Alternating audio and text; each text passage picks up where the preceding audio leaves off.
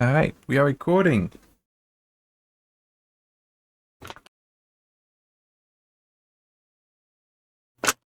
I have stuff to go through, but I think a way to put it might be this: if this were a video game, unless I were reviewing it, even then I'd be tempted. I'd stop playing. I'm dead serious. I will don't worry. I will continue reading this. I will finish it, but I really am hating the story. It is so badly written, and at one point I'm going to mention. I put in my notes. I'm actually coming to hate Anakin. And there's so many problems with that. I'll when I get to that note, that point in my notes, I will explain that. But that's a bad thing. Okay, it really is a bad thing. That this, but starting with this, and this is literally like the start of the. Well, it isn't literally like no, it literally is the start of the chapter. This is the death of Count Dooku, which, by the way, this is the author's been doing that already with this is Obi-Wan Kenobi, this is Anakin Skywalker, this is Count Dooku. So it's just, is pretentious the right word? It might be. I don't care for it, but it's like, okay, I guess it's just kind of your style. But this is the death of Count Dooku.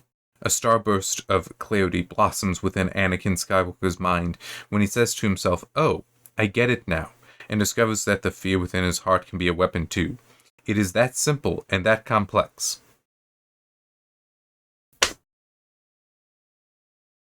Is this somebody that likes the sound of their own voice? This is stupid. I mean, it's like that is so esoteric. It is that simple and that complex. It's like, there are some things that are exactly that. This is not one of them. Okay? At least not in a way that it's explained. Like, you're not setting this up to demonstrate how there is both simplicity and complexity here. It could exist here, but you're not setting up, and it's not explained. So this is bad. I guess I should try to come up with a way to explain what would be an example of something that's both simple and complex. Okay, that might work. The first thing that came into mind would be love. But I actually don't want to go with that one because I'm not sure of any good examples I can necessarily give. So I'm going to give you something that's similar, which is faith. Because faith is both simple and complex in that you can have faith because you know it is true. It is part of you. You feel it, and it is in your essence, in your soul, such that it is true. So it's simple. But it can also be complex in that there can be various things that have occurred to you. That, like, specific events that have happened, realizations you have had, and kind of combinations of those two, where, yeah. So that makes it complex, but it's like it is something that supports and defends and strengthens your faith. So it is both simple in that it can just be, yes, I have faith, but here are all these reasons why as well. So you can do that. Like the idea of something being both simple and complex, especially when it comes to emotions, that's fine. But it's not set up and it's not explained here. And in theory, I could go through explanations there with faith. I don't want to go through that. I just think there is one that, if you are a person of faith or who has faith, you can probably understand what I'm saying there, in that hopefully you are somebody that, if you have your faith, that it is a, yes, I have that, this is part of me, this is part of this simple part, but also has those things in your history that is why you keep your faith as well. And in theory, though, part of it is, even if you forgot those things, even if those were lost, or even if they were somehow tainted, where it's like, oh, something makes you doubt that, you could still be, for the simplicity there, still have your faith. Like that's also part of it, is that you could lose one, but the other is still there and provides it to you until you gain what you had lost. But anyway. But with this, it's like, oh, I get it now, and discovers that the fear within his heart can be a weapon too. It's like, okay, that is simple. And I do get it. The idea that essentially accepting your fear, I mean, it's kind of the whole, it's not that a brave man isn't afraid. It's that he pulls up his boots anyway. He puts his boots on anyway. It's that whole concept there. That's essentially what could be said here. But where's the complexity to this? That's the problem here. There isn't anything complex here. It's a very simple concept and a very common concept that's been around, I know, at least decades, because the quote I tried to give that was very badly done there, I'm sure I got it wrong, is from John Wayne. That's decades old. But the concept itself is probably millennia old.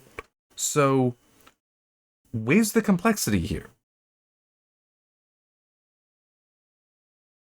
And the next note that I have written there is it does read, especially with how, Duke, and yeah, it is that simple and that complex. It is, and it is final. Dooku is dead already, the rest is mere detail. This is a tired cliche, but whatever.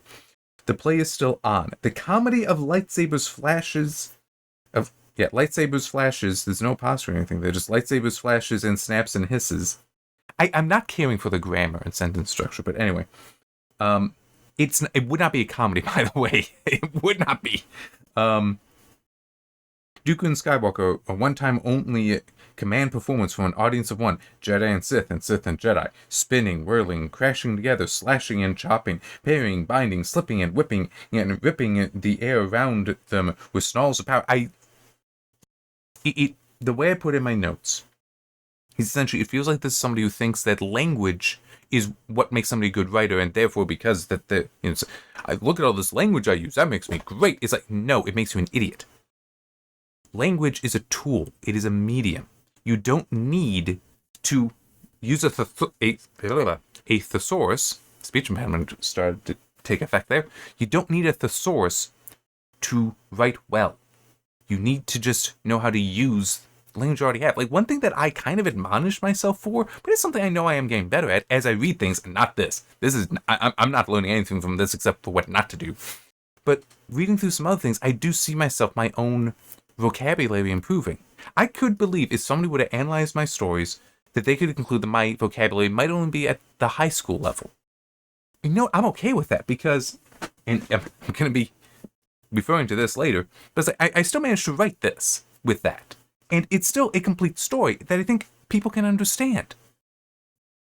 I'd like to believe it's also a good story. I don't know. That's up for other people to decide. I'm happy with it. That's all that I really... And the story's done there. It's like, that's all I need to finish the story. But this, it does... Like, Jedi and Sith and Jedi. It's like, what are you doing? Why? What benefit is there to this? How does this add to the story? What are you telling me here that you couldn't tell me by just... Jedi and Sith, I mean, for crying out loud. True, it's the first page, so it's not a complete page, but it still is, like, the bulk of this you could just cut out, and the story wouldn't be impacted. That's bad. That's not a situation you want to have. Now, it's not to say you can't cut stuff out of mine, but what I mean is, this is such fluff. It is such, you're just using a thesaurus, and by the way, I have a thesaurus on the ground there, and it's just... What are you doing? Why is this here? What value does it have? The stuff that you can cut out of mine, I think, is not without value.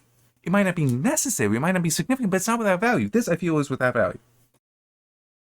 And by the way, one thing about thesaurus, yes, I will use it. Because sometimes it is I know that there's a similar word to what I'm thinking here, but I just used it like a sentence or two prior, so I want to find something else. I hate repeating words. It's one of those style rules for my style.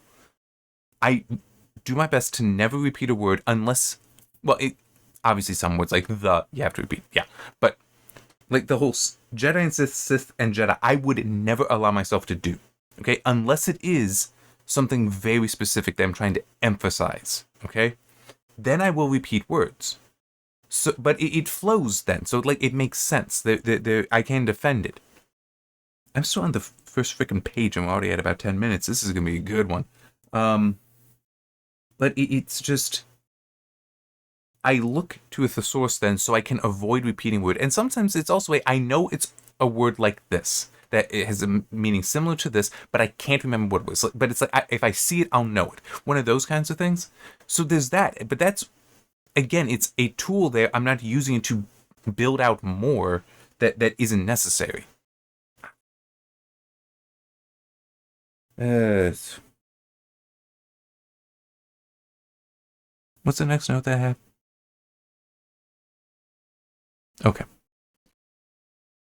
So now I'm actually going to go to this, which you can see I've got a bookmark here. So essentially what's going on here, and it's actually, well, here. The play goes on, but the suspense is over. It has become mere pantomime. You don't understand what pantomime is. As intricate and as meaningless as the space-time curves that guide galactic clusters through a measureless cosmos. That basically doesn't matter. Dooku's gonna die. Anakin's gonna win here. And it's like, yeah, I get that, but it's like, it's become mere pantomime. It's like, pantomime is actually a very legitimate form of theater. Okay? Why you're insulting it here, I don't understand. I'm trying to think of the best way to put it, and I can think of one way that is wrong, but I think it's the best I can I can give you. I can't think of another. And I'm trying to pull up a thesaurus to find the right words wouldn't necessarily work here. It would be like saying that pulp stories are without value, and they're not. Pulps are actually very valuable. Now, in some cases, they're really ridiculous, but it's still a place that people, especially somebody like me who's more, is absolutely indie and is just writing what I want to write. If I have a crazy, silly idea, you can just write it in a pulp and it's really cheap, but it still gets out there. People can still enjoy it. It's still a value. That's a horrible analogy, though, because pantomime is not at the level of pulps. It's actually a high art form, just like other forms of theater. So it has become mere pantomime. It's like, what are you talking about? Mere pantomime is still very good. And you might be thinking, oh, but, the painted face mimes in parks and such, it's like, you might be thinking that, oh, well, that makes it lesser. No, like, I'd have to check on it, but as I recall, pantomime does, go back hundreds, if not thousands of years for very traditional theater. And it's also, choreography itself would come from pantomime. Because you would be, when you put on a play, it's not just about what you're saying. It is also your motions. Okay? I mean, think about movies that were silent.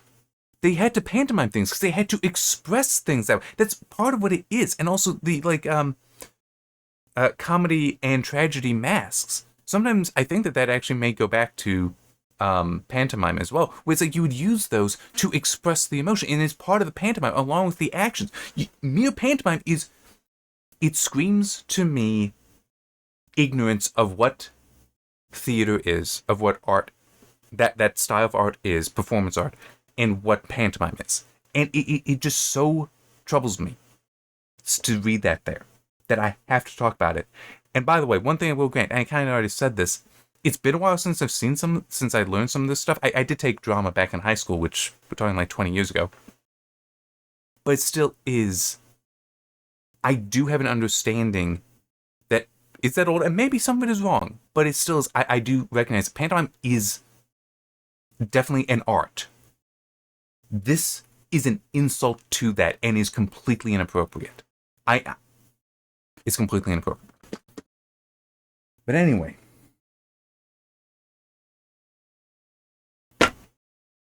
Okay, continuing a little bit. Dooku's decades of combat experience were irrelevant. His master of swordplay is useless. I'm gonna ignore the rest of this because it's so much of just you're pulling out at the source. Even his knowledge of the Force has become a joke.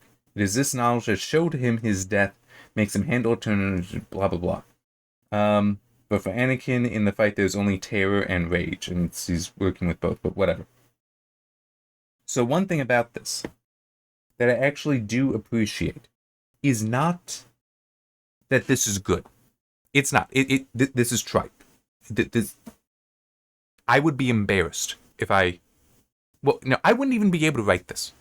I'm serious. I would not be able to write this because I would, in the middle of it, reject it and just start over. That's how bad I consider this to be.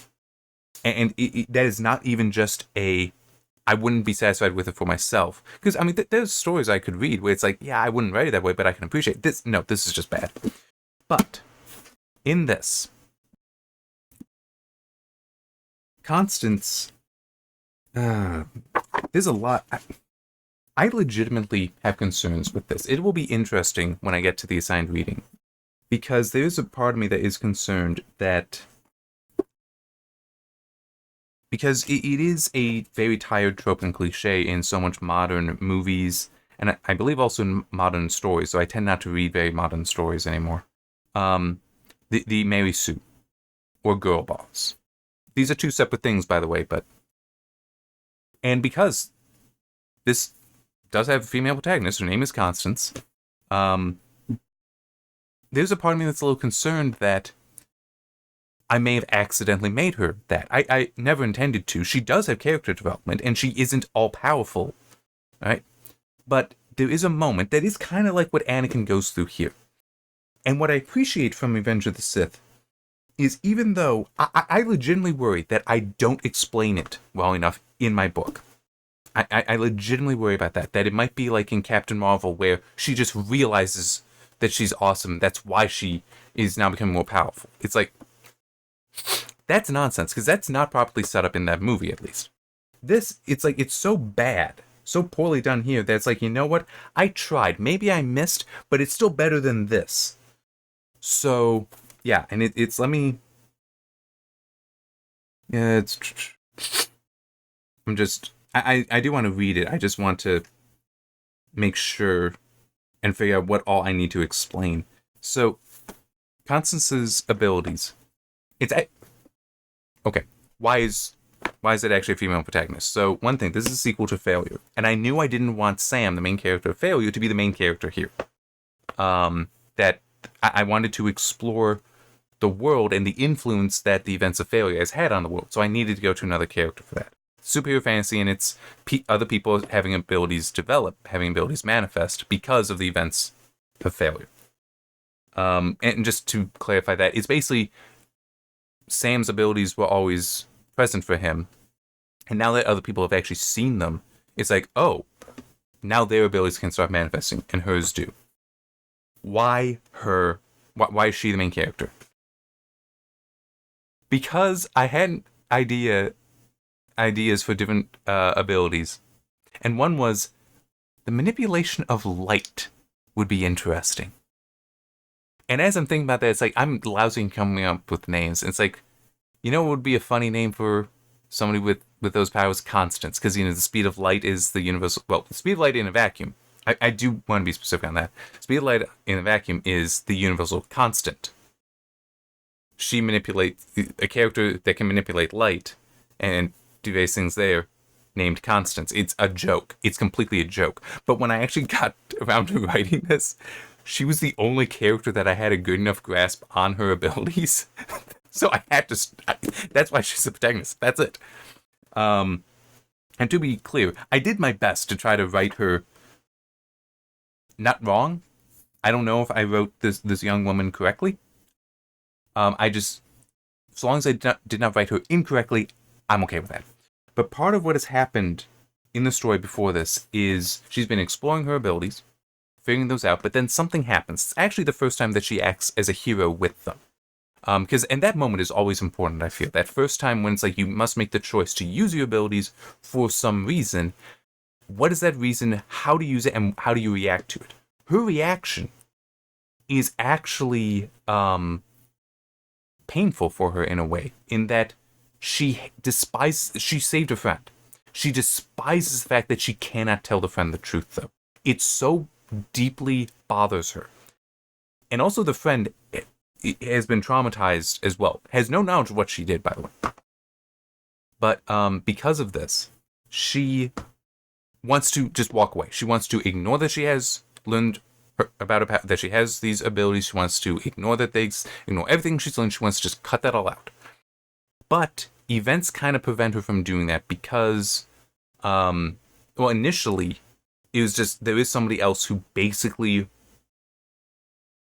would try to harm her, and has now separated himself from other things such that may come and try to attack her at some point. Her and others, but her definitely, she would be a prime target. So she has to continue training, but it still is I don't want to be involved in this anymore. I'm just stuck with it.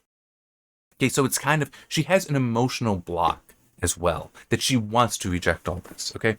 But remember, her whole thing is light, which not only can she manipulate it, she can absorb it, which actually at one point really freaks her out. It'll be so much fun when I get to the assigned reading on this. I really am looking forward to that. It'll be a while, but I am looking forward to it.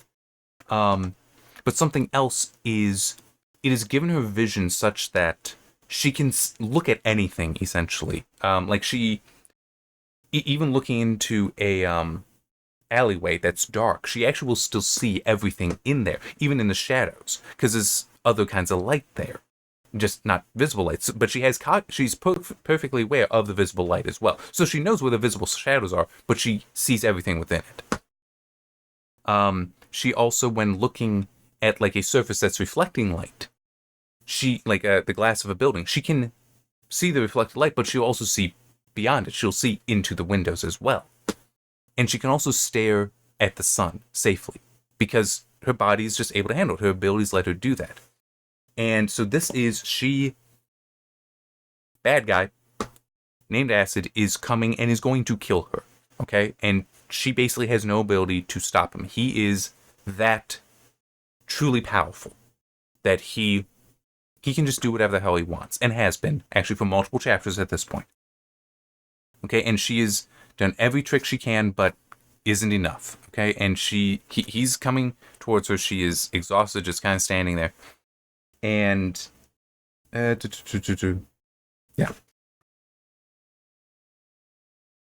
I'm just trying to decide where the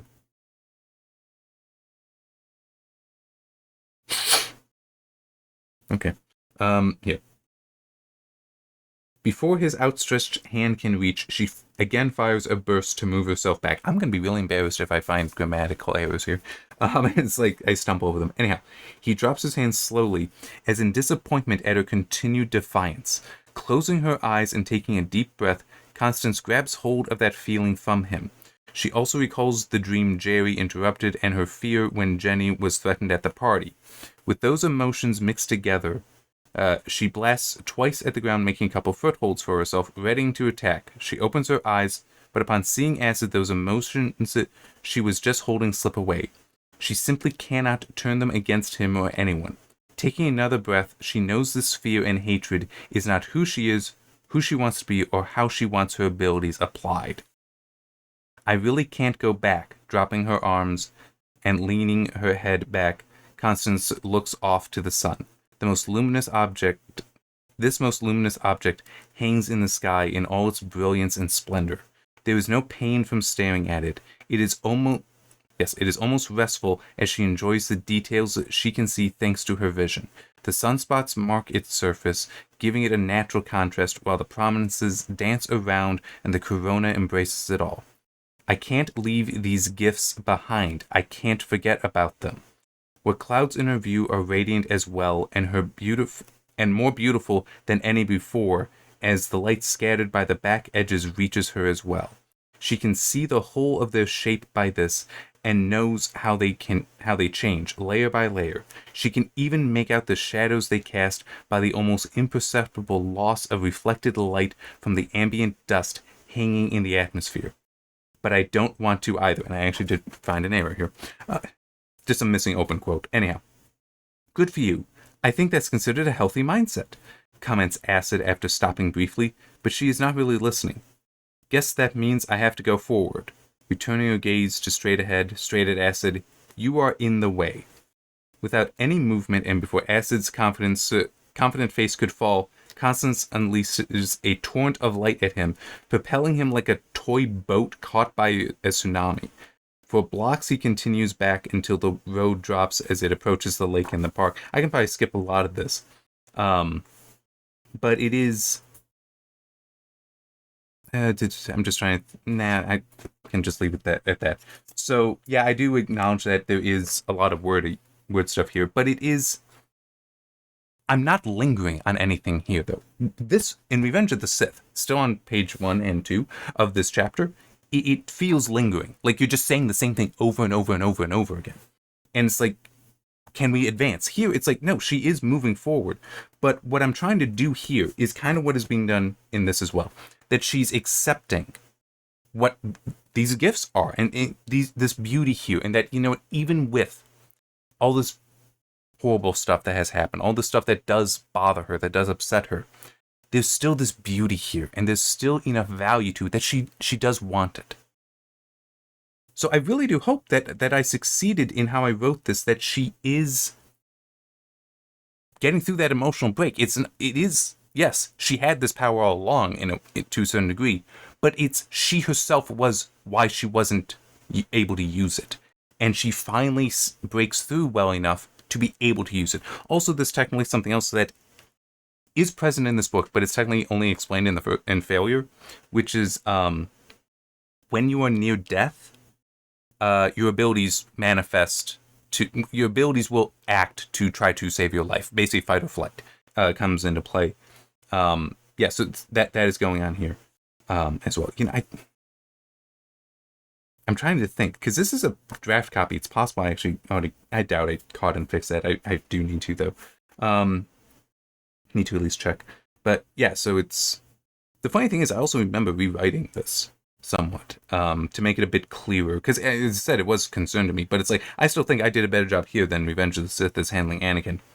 But it's also like how I had here, because I really like the idea of, making her that badass, and she blasts twice at the ground, making a couple footholds for herself. But then it's like, yeah, but that's not who she is.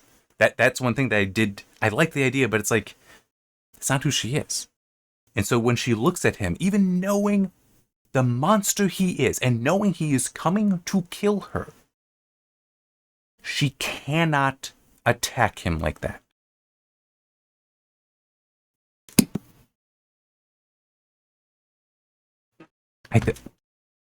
I may have done it badly. I'm okay with that. Okay? I'm happy enough with that, except for the missing open quote. I'm happy enough with that.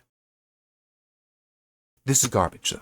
Revenge of the Sith did, because it's like, I built up to it. It makes sense. This is meandering with talking about what's going on, as though you are just taking a trip through, or a drunken walk, I think might be funnier to say, in a source. It feels like that, instead of really explaining how he understands now that the fear being part of him and accepting that allows him to move forward with it and delve deeper into. It's like, just like with Constance, is you have this strength. You're the one limiting its use. And once you come to realize why you're limiting it, now you can use it. Now you can go forward. It's like, so I recognize it here, but it's very poorly done.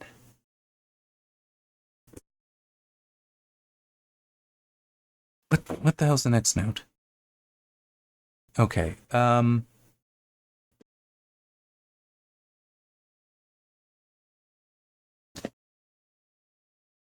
lot of this is kind of like the same basic idea, same basic note.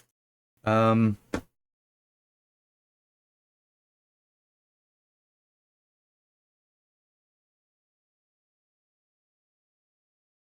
just trying to think how do I want to... Do I need anything more out of the book? I kind of do, but let me just get to it. So basically, all that I have coming up is just talking about the regret that... Well, the Anakin murdering Dooku, and also his regret. Now, there are certain problems here. For one thing, I think it actually is on this. That basically Dooku recognizes that he is to be the victim of Anakin's first cold-blooded murder. First, but not he knows the last. It's like, this isn't his first murder, and to a certain degree, not even... I guess maybe cold-blooded, but... No, I would still kind of label it as cold-blooded. It is aggravated murder. Let me put it like that. With the Tuscans. Because they were definitely non-combatants that he killed. So that's murder. But it's also aggravated because there were some that were running away. So he had to choose to engage them. They had done nothing to him, and that's where it still kind of is cold-blooded. Yes, he is emotional. He is very hot there. Hot-blooded, but it's like, as far as his concern to these people running away, no, it's cold-blooded. It is cold-blooded murder. So he has already murdered people, and that's part of the reason why I really, really hate how this is handled here and described here. Because it is treated as though this is the first time he has just murdered somebody, and it's not. I mean, yes, he's had plenty of kills before, but that was in combat. That is as part of the war. And it is also the way it's described. He's a war criminal. It's like, he's a murderer. I mean, I'm not neglecting that it's a war, that technically what he did is a war crime. The killing of POWs is actually a very serious war crime. But it still is a murder. I feel like, oh, it's a war crime. That makes we don't even need to go there. It's still, this is very wrong. And I despise how it's like he's comfortable doing it. After the Tusken stuff, it's like he's already felt this. He's felt a lot of this before, potentially all of this. And that was years ago. That was about 3 years ago. And, well, I also don't like, it seems like he hasn't processed through any of that. That now is when it finally clicks and he's through it all. And it's like, come on, he should have been through some of that. But I feel he hesitated because, like, this isn't the Jedi way. It's like, yeah, but it should also be, it's not my way. I know not to do this. Because I've done it before and I have those regrets. It's like, that should be the case here. Okay, he should be, no, I'm not doing this. And Palpatine should also be aware of that. The idea of just saying, kill him. Kill him. And that, where does it say it? Let me find it. Okay. I shouldn't, but when Palpatine barks, do it now, Anakin realizes that this isn't actually an order. That it is, in fact, nothing more than what he's been waiting for his whole life. Permission. It's like, you're making me hate Anakin. Like I said earlier. And that's a bad thing in so many ways. One is, he's a protagonist here. I'm supposed to like him. I'm supposed to connect with him. I'm supposed to feel like I have a relationship with Anakin through these pages, right? You're making me hate him. That's a reason. That's a main reason why I said, if this were a game and I was just like playing it for myself, I'd stop. And I wouldn't bother with going further because I hate the character. Why would I bother with continuing it? I'm going to continue with this. I am. But I hate it. You're making me hate him. Now, you do kind of bring me back with the regret, but still is, he never should have done it. And saying all he needed was permission. It's like, no, he needs justification for it. And Palpatine could have and should have done it. Should have given him justification. Like, there's even a point, Palpatine saying, even without his lightsaber, even without his hands, he was still a threat. It should have been instead that Palpatine did something. Like, used his force powers to make Dooku jerk, or something like that, such that Anakin then reflexively acted to protect himself and kill Dooku then. You could have done something like that, but also had to be ambiguous, like Dooku's on his knees. Like, even if it were something like he just collapses down a little bit further, but Palpatine forces this in such a way that's a sharp movement. So that would, cause Anakin to reflex and oops. So then it's you killed him. You were responsible for his death, at least by Anakin's thinking. I'm responsible for this. It was wrong, and how could he have hurt me? He didn't have any arms, and he was just falling back.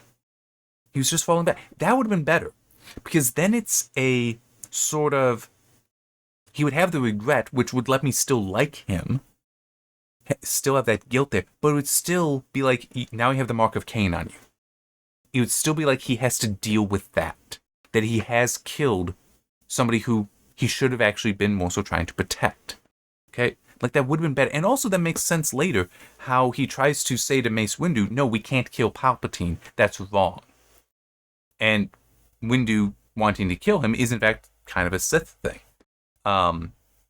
It's like, I mean, it is one of those things. It's going to be so interesting when we get to it in here. But in the movie, last time I watched it, which was like a year and a half ago or whatever, it is kind of funny because in that scene, Anakin is, at least in the movie, Anakin is actually the most Jedi of them. saying, no, we shouldn't just kill him. And Mace is saying, no, we must. It's like, he's actually evil. He's actually the evil guy here. Anakin isn't.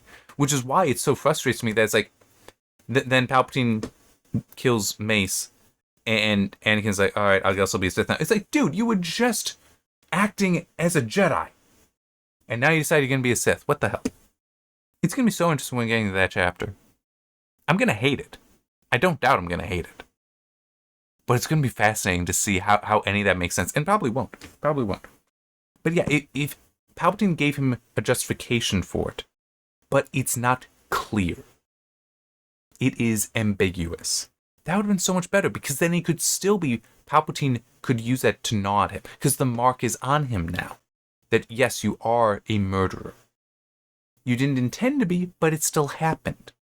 And can have that seed of doubt then that can be exploited over time to have him ultimately fall. As opposed to this, where it's like, nah, I just killed the dude. Because I wanted to. It's like, I don't like you. But also we have another thing here. So we get a little more than half a page. Murderer and murdered each stared blindly, but only the murderer blinked. I did that. The severed head's stare was fixed on something beyond living sight, blah, blah, blah, blah. The murderer blinked again. Who am I? Was he the slave boy on a desert planet, valued for his astonishing gift from the machines, blah, blah, blah, blah. You get the idea. He's thinking about this and questioning who he is, right? The deck bucked as the cruiser absorbed a new barrage of torpedoes and turbo laser fire. Dooku's severed, staring head bounced along the deck and rolled away, and Anakin woke up. What? He'd been having a dream. He'd been flying, fighting, and fighting again, and somehow in the dream, he could do whatever he wanted. In the dream, whatever he did was the right thing to do, simply because he wanted to do it. In the dream, there were no rules. There was only power, and the power was his. Now he stood over a headless corpse that he couldn't bear to see, but he couldn't make himself look away. And he knew it hadn't been a dream at all, that he'd really done this.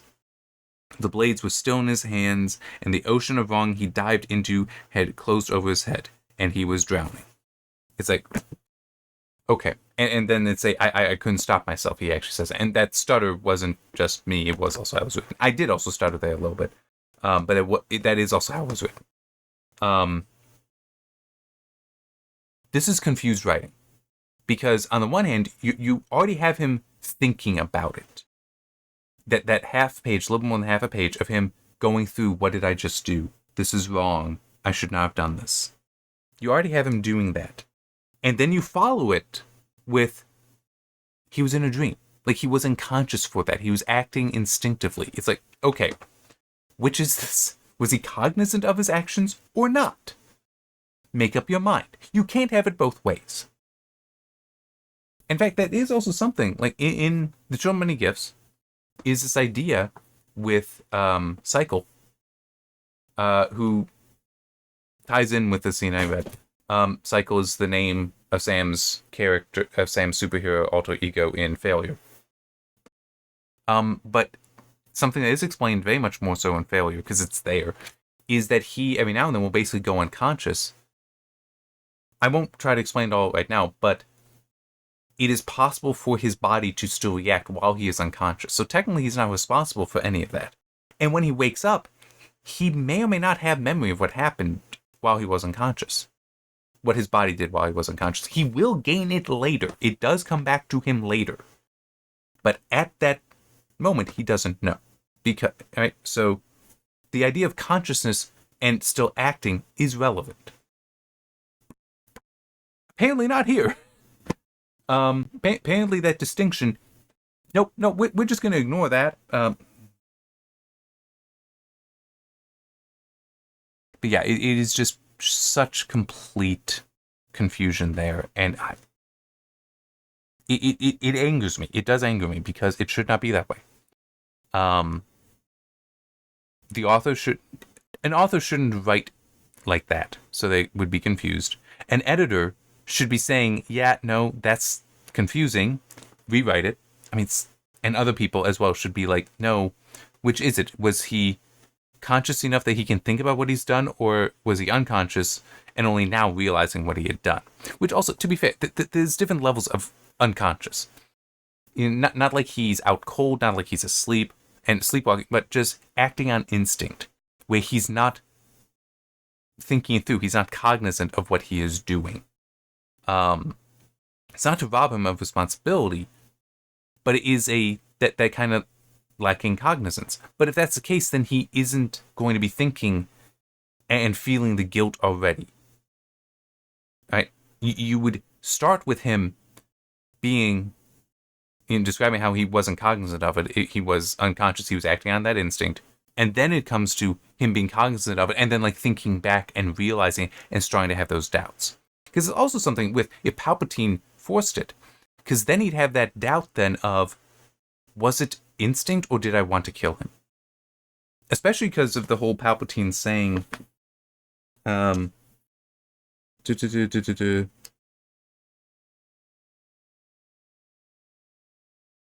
where is it? It wasn't wrong, Anakin. It may not be the Jedi way, but it was right. Perfectly natural. He took your hand, you wanted revenge, and your revenge was justice. It's like, that would have been perfect. A line there if there was ambiguity for what happened as far as Anakin is concerned. Where it's like, he needs that justification. He's being given it, even though he knows he should be rejecting that. That no, it was wrong. So that would have been so much better. Now we got. But it is, at least at this point, we are getting some clarity with, I don't need that anymore, with Anakin's regret and guilt over it. We are starting to get that there. But it is still you butchered getting to it. It is butchered getting to that. And he should have been more, it shouldn't have been that he needed permission. It should have been he needed justification. But you make the justification tainted. Right? So it's like, he has the mark of Cain on him, as I was saying.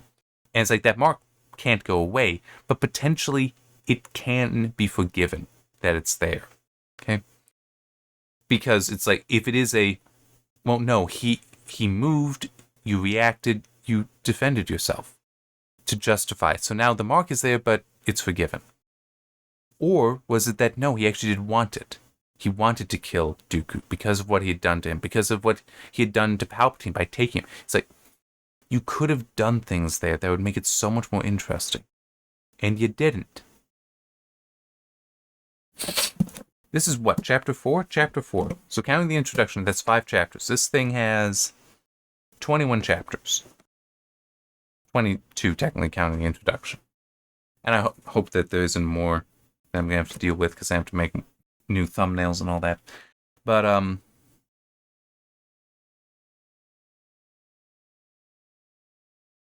I've been putting Empire Strikes Back at the bottom of the list for these 6 stories.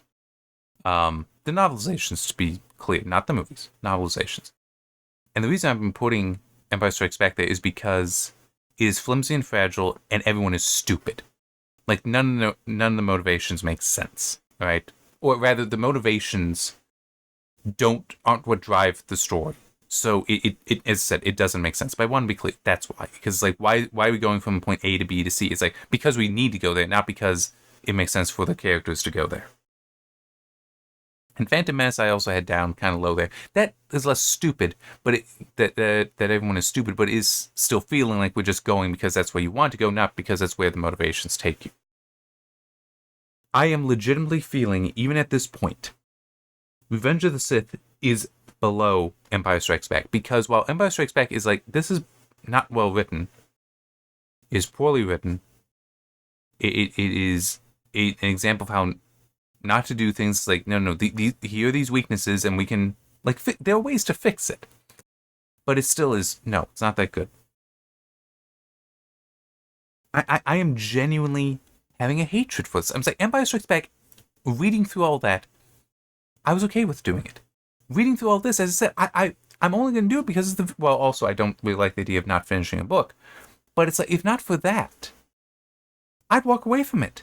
It is genuinely that bad, in my opinion. And of course, you can have a different opinion. You could think it's great. That's fine. I thoroughly disagree with you.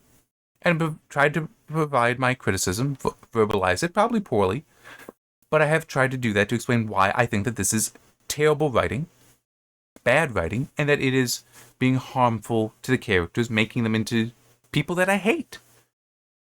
It's like, I didn't need to hate Dooku, and I certainly should not be hating Anakin, but I am.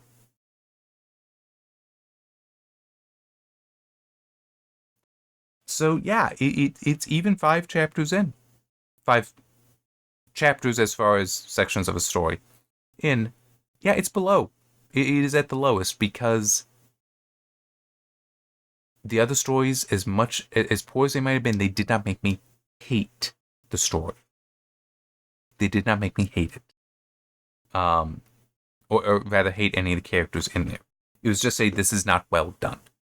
To use the categories that I used when reviewing games, where I have fail to recommend, and then recommend against.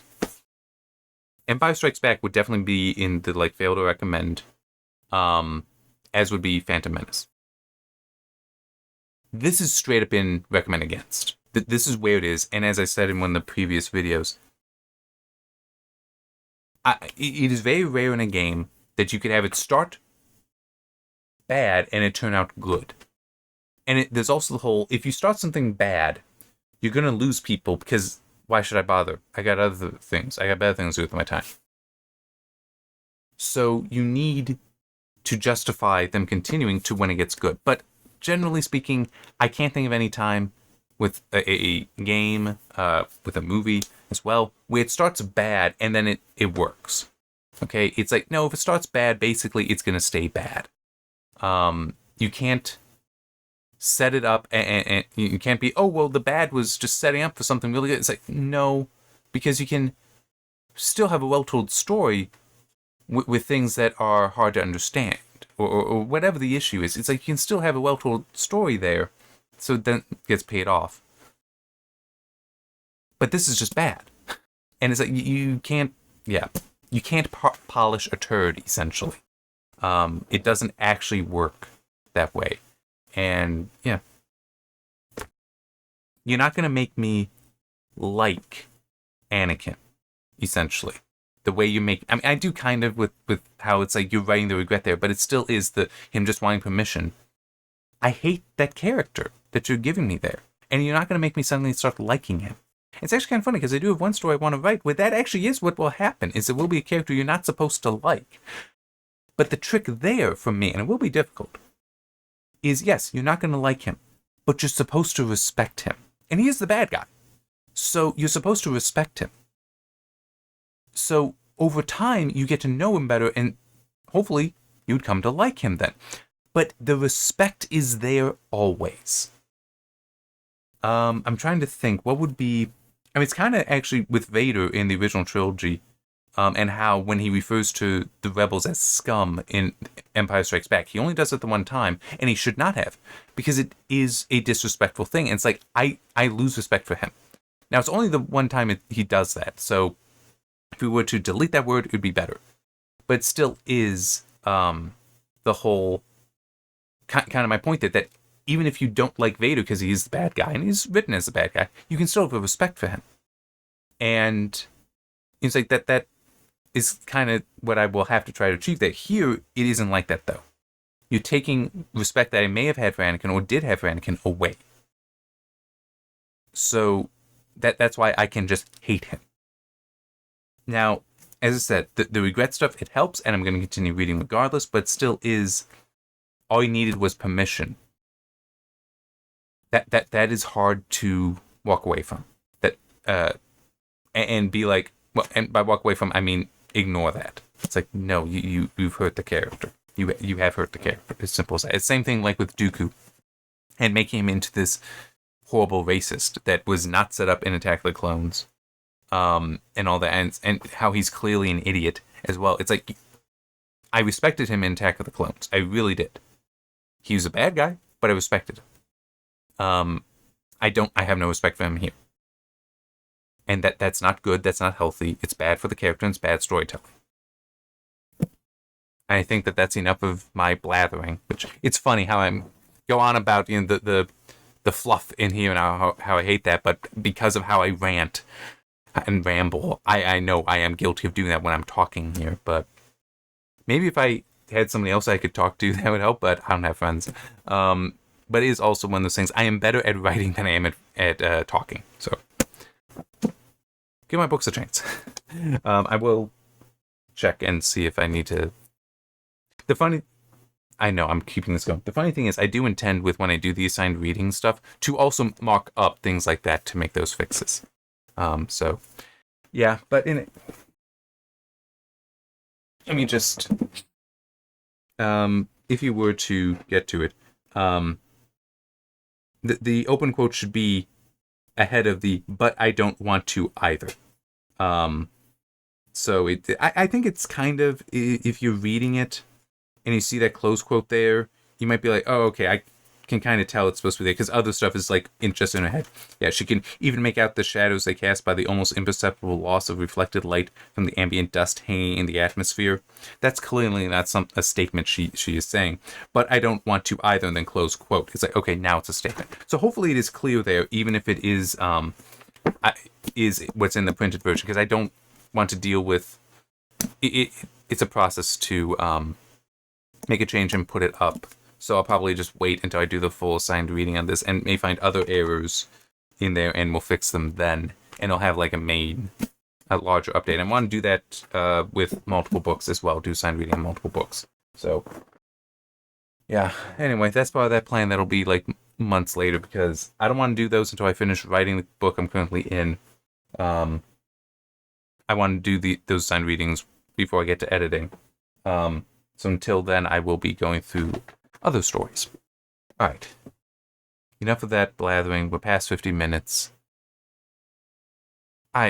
It's the Revenge of the Sith. Revenge of the Sith is not going to get better, but we'll see what happens. See you next time.